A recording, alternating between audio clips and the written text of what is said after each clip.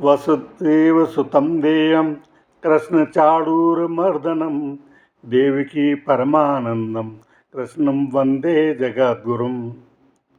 गीता साधक बंधु सादर जय श्री कृष्ण, राधे राधे। कल के 24वें श्लोक एव मुक्तो ऋषिकेशो गुडाकेशेन भारत सेनयोर्वयोर्मध्ये स्थापित्वार्थोत्तम। ऐसा कहकर के भगवान श्री कृष्ण ने सेना के दोनों सेनाओं के मध्य में उत्तम रथ को खड़ा कर दिया अर्जुन का ऐसा कहने पर। और आज का जो 25वां श्लोक है वो है भीष्म द्रोण प्रमुखतः सर्वेषां च महीक्षिताम् उवाच पार्थ पश्यतान् संवेतान् कुरुन्निति। अब हम एक एक शब्द को लें। भीष्म द्रोण प्रमुखतः, तो सेना दोनों सेनाओं के बीच में जो रथ किया था खड़ा, उसमें प्रमुखतः कौन थे?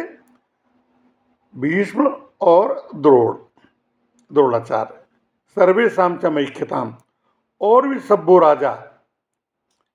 उवाच पार्थ पश्यतान्, और पार्थ ने कहा कि अब मैं उनको देखना चाहूँ। पश्यतान् संवेतान् कुरुन्निति, जो कि यहाँ पर एकत्रित हुए हैं कौरवों की ओर से। अब हम एक एक शब्द को लें।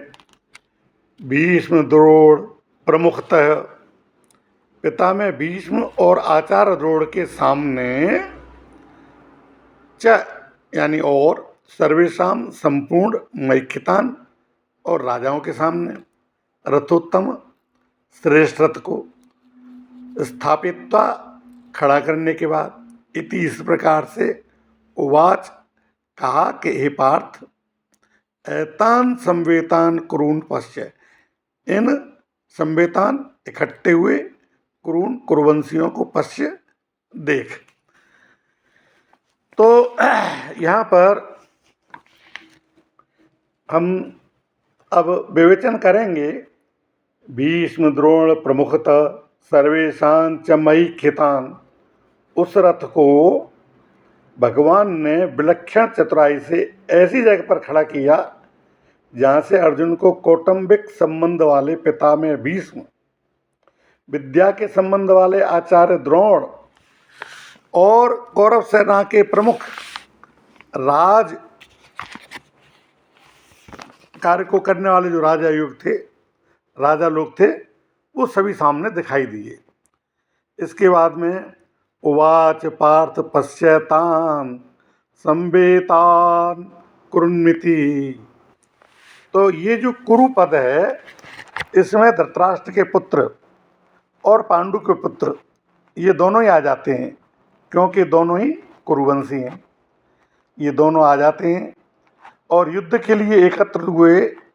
ये जो कुरुवंशी हैं, इनको देख करके, कहने का तात्पर्य यह है कि इन कुरुवंशियों को देख करके अर्जुन के भीतर ये भाव पैदा हो जाए कि अब हम सब एक ही तो हैं,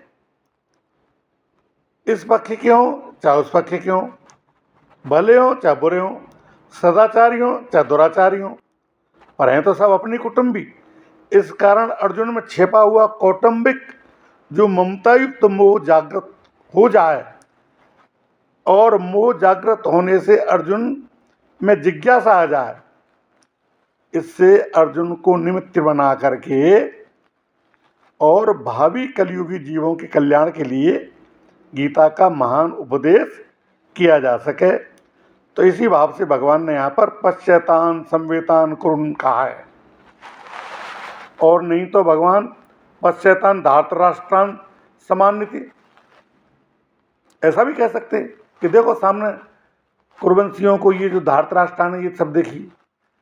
अब कुरुन्नीति का मतलब देख लो भाई, ये दोनों ही पक्षों में कुरुवंशी हैं, और ऐसा भी कह सकते थे। लेकिन ऐसा कहने से अर्जुन के भीतर युद्ध करने का जोश आता।